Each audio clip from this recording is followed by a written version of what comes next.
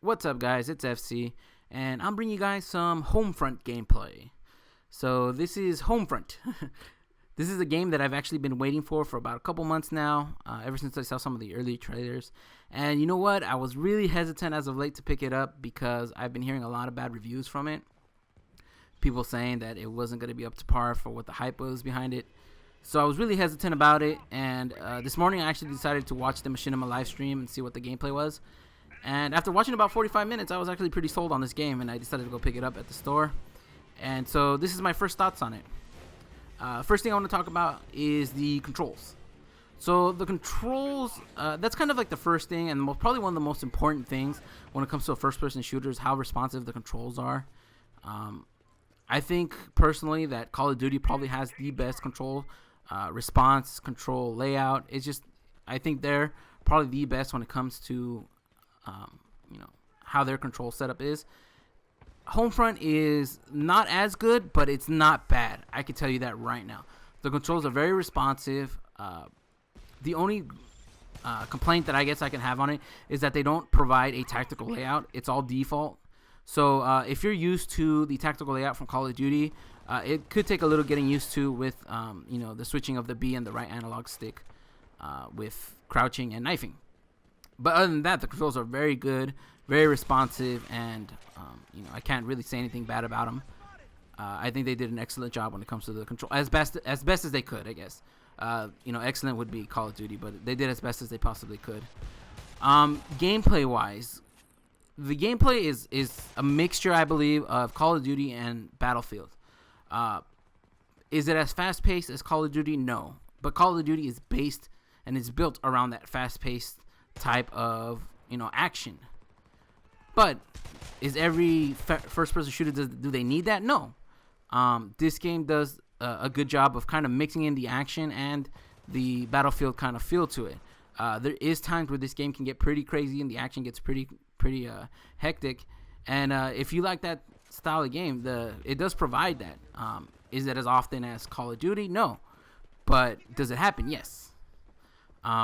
Movement wise, on the cool thing about this game is that there's big maps and small maps. There's just not big maps like Battlefield, and there's not just small maps and medium-sized maps like there is in Call of Duty. So there is a mixture of both styles. On the bigger maps, you're gonna see that you probably your engagements with enemies is a little bit further in time. I guess it's because you have to kind of run towards your enemy and run towards the objective. So it's gonna be more.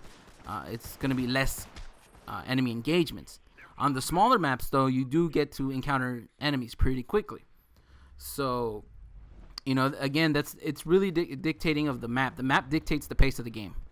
And if, like I said, it's a big map, you're going to encounter enemies less. But if it's a small map, you're going to encounter enemies pretty quickly. The game type that I'm playing is I think it's ground control. Yes, ground control. There's 3 types of gameplays that I've seen so far. It's Team Deathmatch, Ground Control, and Team Skirmish. Team Skirmish is a mixture of both Ground Control and Team Deathmatch. It just switches off. I played mostly Ground Control today because it's kind of reminds me of war and domination. Again, I compare it to Call of Duty because that's pretty much the basis for a lot of the first-person shooters that are out today. And a lot of people know what Call of Duty is, and if you played a first-person shooter, you've probably played Call of Duty. But so ground control is 3 points. You control the 3 points, and your gauge that's right above your radar on the bottom left is going to fill up. Once it fills up, you win that round, and the points fall back. So if you win that round, the points fall back towards the enemy spawn. So now you have to go into their spot and kind of take control of the points again to win that round. So the first of 2 rounds win. So it's best out of 3. So there's times where you'll win 1 round, and then they'll win the next round, and then it goes back to a 3rd round. So the points are going to swap from the beginning ones, then towards theirs, and then back towards the beginning ones. So that's how the ground control kind of works. And it's actually a very good and very fun game type. I thought the games would be kind of long because of the, going back and forth kind of thing. But they're averaging about 11 minutes, which is a little bit more than a domination round. on Call of Duty. Domination rounds usually last 10 minutes or so, and this ones are lasting about 11 minutes. I have run into some 15-minute ones, but that's usually when you get two teams that are pretty good with defending their points and going back and forth. So the games can be long, but they're not usually. Usually they're about 11 minutes. Now, class setups and stuff like that, I do have, at this point, I was using an ACR with a red dot sight. Right off the bat, you have an M4, an ACR, and a couple other weapons, but these are the main ones that I was using. Now, there is recoil in this game, so don't think that the ACR in this game is the ACR from the old Call of Duty. The recoil in this game is, pretty strong, and it does take a little bit of patience and, trigger control to get your kills. So, at this point, I was using an ACR with a red dot sight. Secondaries are always going to be your pistol. And then you get abilities. Abilities are kind of what the perks are. Again, comparing it to Call of Duty, because it's just the easiest to do. But you get perks, and the perks are, you can have quick draw, which is a aim down sight quicker. Tactical reload, which is reloading quicker, and stuff like that. So you get those types of abilities, and it gives you a point system. So some abilities are worth 1 point, some abilities are worth 2 points, and if you get 4 points, and you get like 4 points to start off with to fill up your abilities. So if you pick 2 abilities that are worth 2 points each, that's your 4 points right there. So you have to kind of pick and choose which abilities you want to pick out and which ones you don't want to pick out, and kind of see what's worth it. Now, kill streaks are actually, that's probably the most fun part of this whole game, is your kill streaks. Now, you get 2 special buy abilities with every class. So as you can see with me on the bottom right hand side, you can see the D-pad there's a D-pad for up and a D-pad for down. Those are the 2 special buys that I can have for this class. Up is the Hellfire Strike, and down is the drone, little, like they call it the Wally drone, and it's a little drone that you can control, and it's kind of like a Wally, and you just control it and you fire at people and stuff like that. So that's those kill streaks. Now, the way you buy these kill streaks is your battle points. Now, if you look right above where those special buys are, you're gonna see your battle points.